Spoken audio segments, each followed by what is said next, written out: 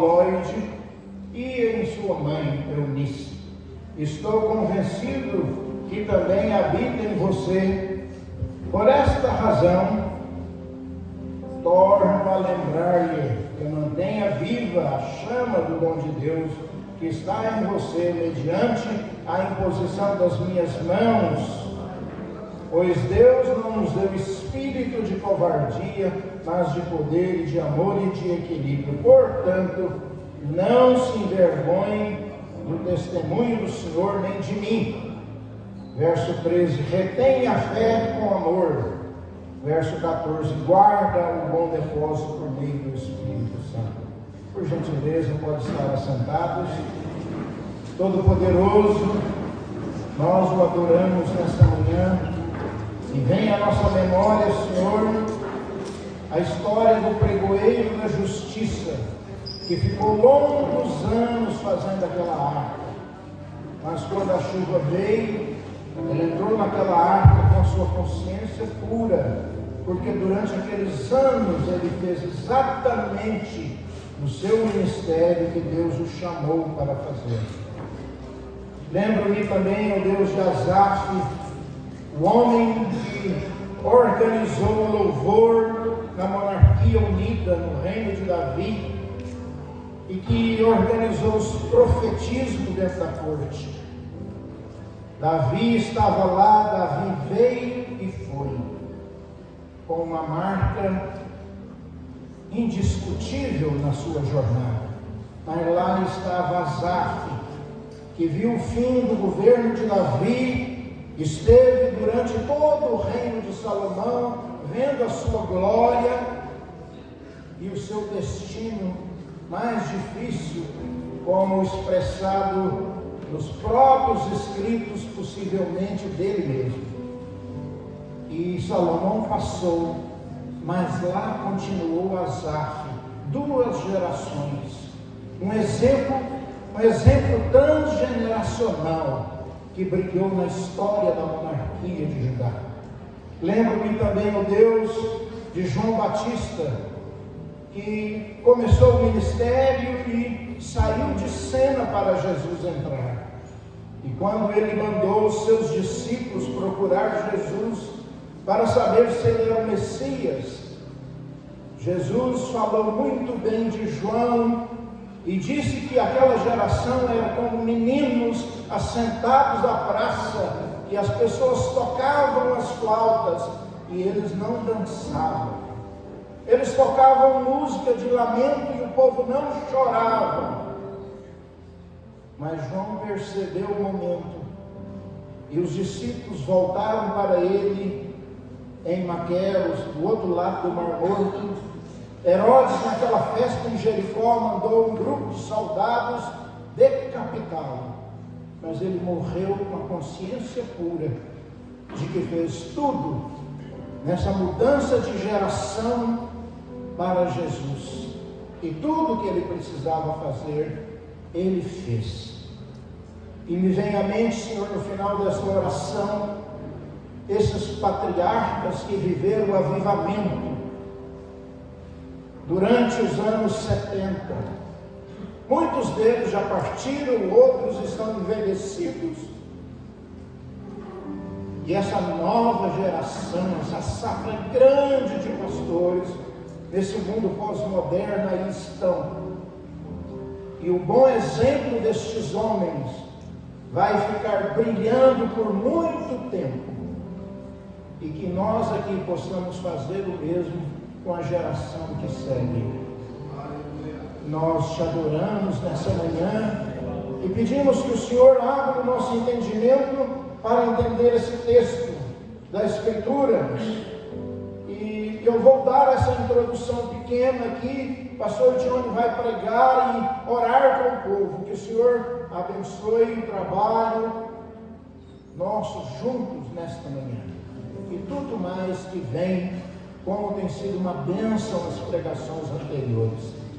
Eu o adoro junto com os irmãos, no nome de Jesus. Amém. Queridos irmãos, o livro de Timóteo, as epístolas pastorais, elas são muito importantes, porque ela certamente abre para nós esse horizonte grande sobre o papel do pastor. E falar nisso, nós vamos começar o mestrado aqui em Santa Catarina daqui a uns dias com as epístolas pastorais. Então você fique pronto aí.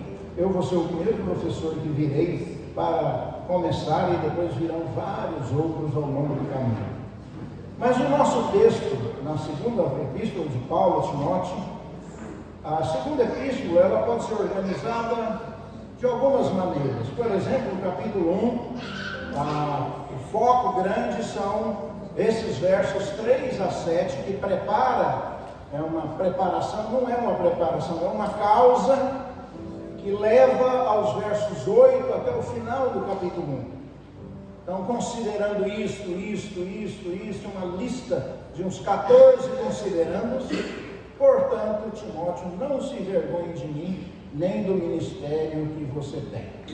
E guarda o dom, e etc. E ele encerra com exemplos negativos e exemplos positivos. O primeiro capítulo. O desafio é tão grande que chega no capítulo 2, ele fala dessa consciência pura, ele cita assim: olha, os meus antepassados, eu sirvo a Deus com consciência pura, lembrando também dos meus antepassados que fizeram a mesma coisa. Você quer ver, Timóteo? Vai para Hebreus capítulo 11. É um povo como Noé, que construiu uma arca, como nós citamos aqui, na monarquia, ou etc. Esse povo tem uma história ilibada. Abraão, que morou em tenda e recusou morar em casa de pedra, porque ele tinha uma casa melhor que ele esperava. Esse homem morreu com a consciência pura, esperando algo melhor que Deus tinha para ele. Então eu sirvo a Deus com a minha consciência pura, porque os meus antepassados fizeram o mesmo. Eu quero dizer para você também, Timóteo, eu, o apóstolo Paulo, seu mentor, não só os antepassados, mas eu também. Olha a minha história ilibada, eu tenho uma consciência pura. E se você for ler a história do apóstolo em 2 Coríntios, você vai ver tudo aquilo que passou, e ele diz: mas eu não desisti. E eu estou terminando a segunda epístola dizendo: olha, eu estou terminando bem. Muita gente me abandonou, o Senhor nunca me marcou. Eu tenho a consciência pura do que estou fazendo. E aí ele diz assim: lembra de Jesus Cristo também. Aleluia. Quando ele fala lembra de Jesus Cristo, meu coração corta, porque vai para Isaías 52, 53. Porque lá o texto diz assim: ele foi condenado no julgamento errado, o julgamento não foi honesto, não foi sincero, mas ele não abriu a sua boca, ele não se defendeu, ele recebeu tudo aquilo e ele suportou tudo aquilo. E ele está dizendo: Timóteo, lembra do Senhor Jesus, o Jesus de Isaías 52, 53.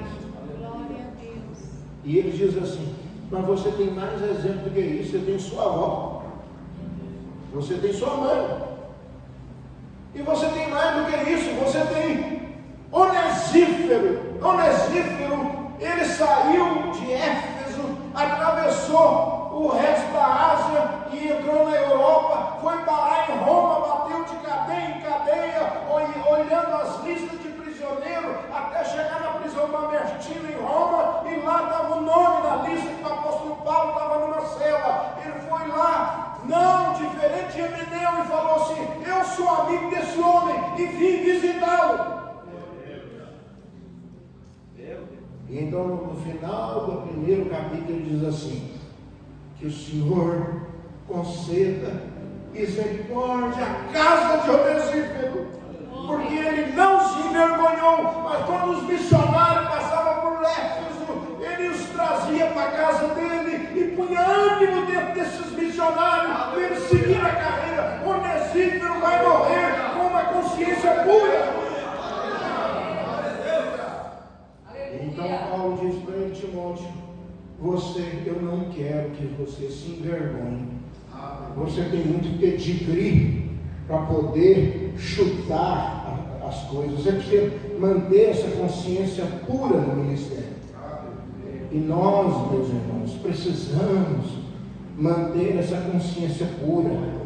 Nós, pastores, nós precisamos manter essa consciência pura na nossa vida pessoal, na nossa vida secreta, nos nossos negócios, no nosso uso do tempo, no nosso horário.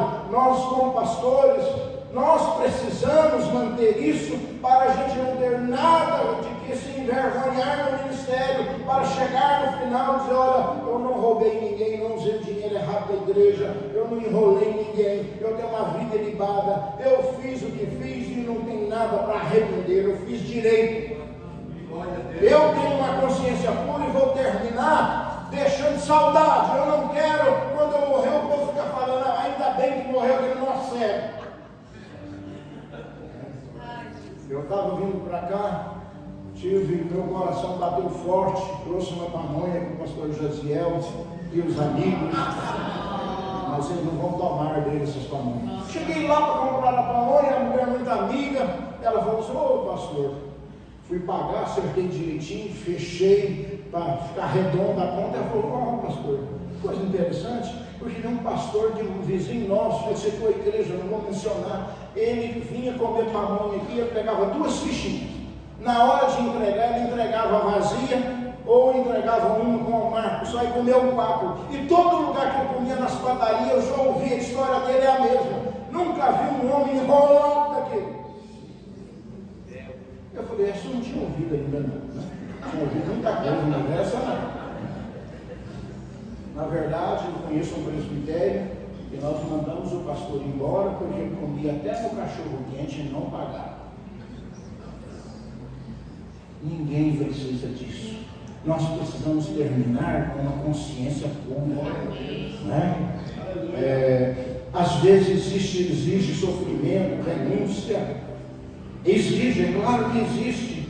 Mas eu, quando olho para aqueles nossos patriarcas, olho para vocês, eu fico orgulhoso de você estar aí, ter a sua vida limpada, estar firme, estar com vontade de vencer, estar com vontade de continuar. Vem aqui na frente, chora, arrepende, começa de novo. É isso mesmo, você está fazendo certo. É melhor isso e manter uma consciência pura no ministério.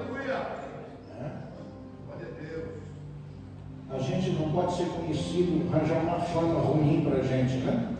E eu sinto muito orgulho de tudo isso, quando eu penso em vocês. E Paulo então está chamando ele para levar as coisas desse jeito. Você não pode se envergonhar, porque você precisa completar a sua carreira, e você precisa ser exemplo para esse povo, para essas congregações. Vocês sabem que muitos ficaram pelo caminho, muitos colegas, mas eu e Ivaildo quero morrer em paz. Eu tenho procurado resolver tudo no meu ministério que possa, se precisar pedir perdão, eu vou pedir. O que precisar eu resolvo. Todo final de ano ali no seminário, nós temos aquele culto, e eu sempre tinha o costume: olha, se tem algum seminarista chateado comigo, pode passar no meu escritório que eu quero pedir perdão para você. O ano que vem é um novo ano, vamos fechar as contas em 25 e vamos começar de novo em 26. Porque eu não quero deixar nada para trás amarrado. Uma vez eu caí na bobagem de orar a Deus e perguntar para ele: o senhor acha que tem alguma coisa na minha vida que precisa e tal, Jesus? Eu estou querendo melhorar. Fiz aquela oração, dediquei uns dias para o jejum, e Deus começou a me mostrar toda noite, e aqui toda noite com um sonho novo. Eu falei: vamos devagar, um por semana, senão não estou conta, né? Um por semana. E um deles era o seguinte: quando eu era jovem, lá em Anápolis, tive uma namorada, não conto o resto, pastor. Então, não, nós nunca tivemos relação sexual, não aconteceu isso. Mas o namoro foi quente. E então, estava meio desviadão, e eu vim para o Maringá para estudar, etc. E os anos passaram, fui chamado, fui para o seminário, terminei o seminário, virei pastor, né? Fui para o campo missionário, voltei, fui dar aula em Cianorte, terminei também, voltei a estudar, voltei para Anápolis, e orando a Deus, falando essas coisas com Deus. Uma noite Deus falou assim, me deu um nome, eu lembrei, falei, sim, o senhor está falando com uma amiga, nossa, lá nos Estados Unidos. Ele disse, não, é que o nome é igual, uma amiga sua aqui do Brasil mesmo. Eu disse, meu Deus, mas que coisa, eu já sou pastor, sou diretor do seminário, eu estou achando que eu já estava num grau diferente. Ele disse, não sei não, você precisa tentar isso aí. Aí eu falei, meu Deus, eu não sei por onde começar. Como é que começa com isso? Nem endereço que essa pessoa tem, tem telefone, não tem nada, não sei onde essa pessoa mora, não tem ideia. Senhor. Então o senhor me ajuda. E aí, sabe o que aconteceu? Passou um tempo, ainda era um Messenger naquela época, o hobby. Eu recebi uma mensagem pelo Messenger. Eu sou fulano de tal, assim. Diz, como é que está aí nos Estados Unidos? Está bem, graças a Deus vocês nos ajudou muito. Ele diz, não, eu não moro nos Estados Unidos, não ajudei vocês não. Eu sou fulana de tal, estou precisando de um documento aí na conclusão do meu segundo ensino médio para fazer um concurso aqui na minha cidade. Parece que eu falei. Aí a ficha caiu. Aí eu falei, me liga. Eu estava em casa, a esposa estava na cozinha, tem uma área, eu entrei para a área, fechei a porta para atender o telefone. Então, essas coisas não resolve perto da esposa. E então o telefone tocou. Eu falei, olá, tudo bem? Eu estou precisando de um favor, assim. Eu sou fulano de tal, assim, para você agora, né? Eu falei, olha, eu estou orando para resolver uma situação com você, já tem meses e meses que Deus falou comigo. Eu quero pedir perdão por você por isso. Ela falou, a culpa não foi só sua, a minha também. Eu falei, não, a sua você deixou para lá. Eu quero pedir pela minha. E ali, irmãos, eu fechei a última coisa que eu precisava fechar de todos os meus anos até aquela data. Depois daqui deve ter mais, né? Mas não tão feio igual essa. Aí, irmãos, aquilo tirou um peso da minha alma, tirou um peso do meu coração. Porque nós, como pastores, nós precisamos ter essa consciência pura para completar o ministério. Você imagina quantas vezes eu tomei ceia e o Espírito falava, aquele caso, meu servo, que o senhor larga para lá. Né? Então, meus irmãos, Deus quer que a gente tenha uma consciência pura diante de Deus, mesmo nos dias difíceis. E uma área que nós, pastores, talvez lutamos tanto, irmãos, é com o nosso tempo. Lembra de uma coisa, quando você faz aquela pregação de última hora, não prepara, não faz nada, enrola o povo, Deus olha lá de cima e diz, isso não está bom não, isso está bom não, nós vamos mexer nisso aí, nós vamos dar uma melhorada nesse negócio.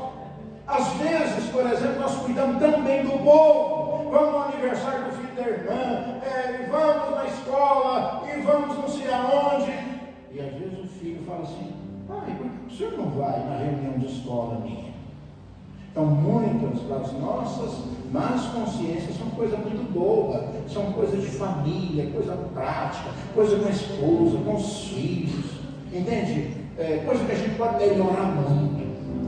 Mas se nós não tivermos uma consciência pura, como é que nós vamos ensinar a próxima geração? E assim Deus precisa continuar agindo.